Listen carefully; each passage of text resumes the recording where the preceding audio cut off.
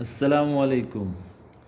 ہمارے ہاں عام رواج یہی ہے کہ عوام کو، عام آدمی کو دین بیان ہوتا ہے اور بہت زیادہ بیان ہوتا ہے، لیکن میں چاہتا ہوں کہ حکمرانوں کو دین بیان ہو اور بہت زیادہ بیان ہو، کیونکہ عام آدمی اگر بے دین ہو جائے، فاسق بھی ہو، زانی بھی ہو، شرابی بھی ہو، تو اس کا نقصان اس کی ذات تک رہتا ہے یا زیادہ سے زیادہ چند آدمیوں تک۔ لیکن اگر حکمران بھی دین ہوتے ہیں تو اس کا اثر پوری ریاست پہ پڑتا ہے، تمام رعایا پہ پڑتا ہے۔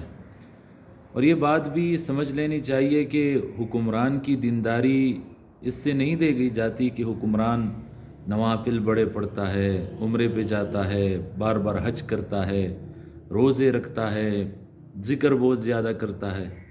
حکمران کی دینداری چیک کرنے کے لیے پہلی بات یہ دیکھی جاتی ہے کہ اس حکمران کے ماتحت جو رعایا ہے ان کو انصاف کتنا ملتا ہے اور وہ ظلم سے کس قدر بچے ہوئے ہیں۔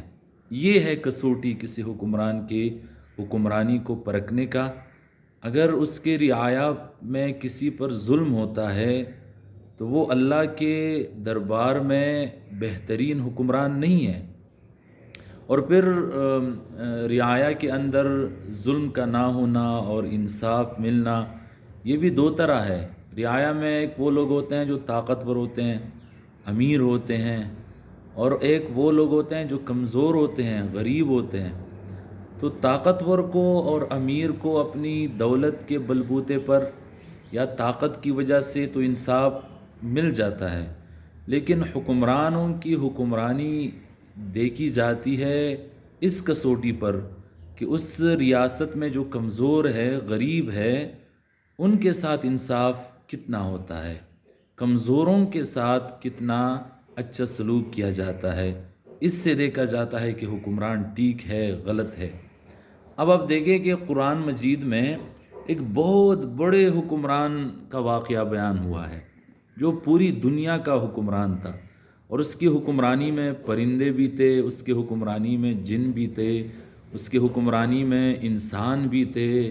اتنا بڑا ایریا اس کی حکمرانی میں تھا، لیکن اللہ نے یہی ہمیں بتانا جو ہے وہ قرآن میں بتایا ہے کہ اتنے بڑی حکمرانی کے باوجود اس کے تمام حکمرانی میں انصاف تھا، کسی کے ساتھ ظلم نہیں ہوتا تھا، حتیٰ کہ رعایا کے سب سے کمزور مخلوق کے ساتھ بھی ظلم نہیں ہوتا تھا۔ اب دیکھیں اللہ نے اس بہت بڑے حکمران سلیمان علیہ السلام کا واقعہ اور ایک چیونٹی کا واقعہ بیان کیا ہے، جو میرے خیال میں تمام مخلوقات میں جو ظاہر میں موجود ہیں ان میں سب سے کمزور مخلوق ہے کہ کوئی بھی ان کے ساتھ ظلم کر سکتا ہے۔ اگر ہزاروں چیونٹیاں بھی مر جائیں تو کسی کو تکلیف نہیں ہوتی، احساس نہیں ہوتا، کوئی شور نہیں اٹھتا، لیکن سلیمان علیہ السلام کی حکومت میں کمزور مخلوق کے ساتھ بھی ظلم نہیں ہوتا تھا۔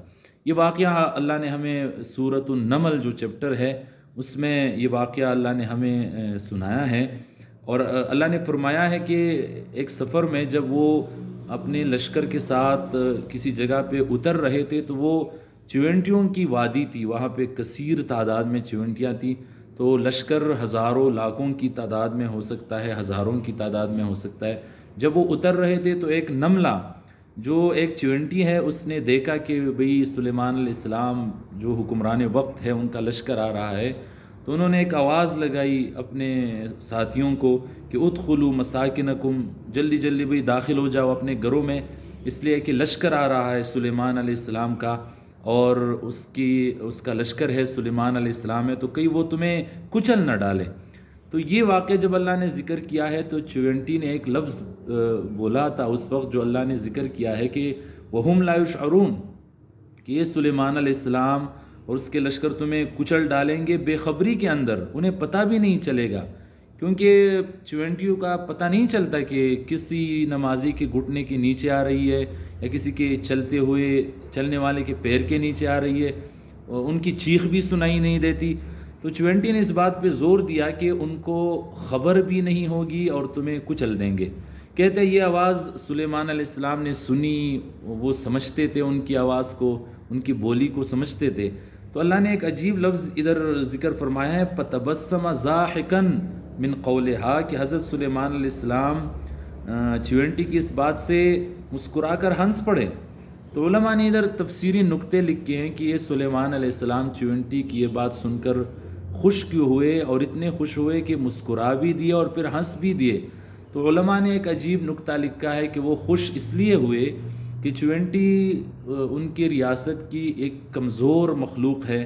تو کمزور مخلوق کو بھی پتہ تھا کہ سلیمان علیہ السلام اور اس کے لشکر کسی کے ساتھ بھی ظلم نہیں کر سکتے، کسی کے ساتھ ظلم نہیں کرتے.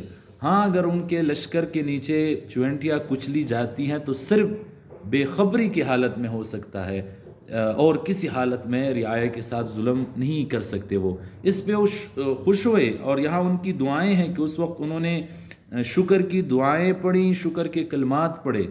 یہ اللہ نے واقعہ بیان کیا ہے، یہ کوئی قصے کہانیوں کی کتاب نہیں ہے قرآن. اس میں اللہ نے بہت بڑے احکامات اور حکمتیں ہمارے سامنے بیان کیے ہیں. تو یہ کتنی بہت بڑی بات ہے کہ پوری دنیا کے بادشاہ ہیں، حکمران ہے، اور چیونٹیاں کمزور مخلوق ہے. لیکن چیونٹیاں بھی سمجھتی تھی کہ یہ حکمران ظالم نہیں ہے، یہ کسی کے ساتھ ظلم نہیں کر سکتے، حتیٰ کہ کمزور اور ضعیف کے ساتھ بھی یہ ظلم نہیں کر سکتے. ہاں اگر بے خبری میں ہو جائے تو ہو سکتا ہے، لیکن عام حالات میں نہیں ہو سکتا. تو اللہ نے ہمیں سمجھانے کی کوشش کی ہے کہ حکمران تب بہترین حکمران ہے اور تب دیندار حکمران ہے جب رعایا کے ساتھ ظلم نہیں کرتے، نہ وہ کرتے ہیں، نہ ان کے لاؤ لشکر کرتے ہیں، نہ ان کی انتظامیہ کرتی ہے. ہاں اگر بے خبری میں ہو جائے تو ہو جائے، لیکن عام طور یہ نہیں ہوتا. تو پہلی بات، اگر کسی حکمران کو پرکھنا ہے کہ وہ دیندار ہے یا بے دین ہے، تو وہ نفلوں سے نہیں، عمروں سے نہیں، حج سے نہیں اور تلاوتوں سے نہیں پرکھا جاتا، بلکہ دیکھا جاتا ہے کہ وہ رعایا کے ساتھ ظلم کتنا کرتا ہے اور رعایا کے ساتھ انصاف کتنا کرتا ہے.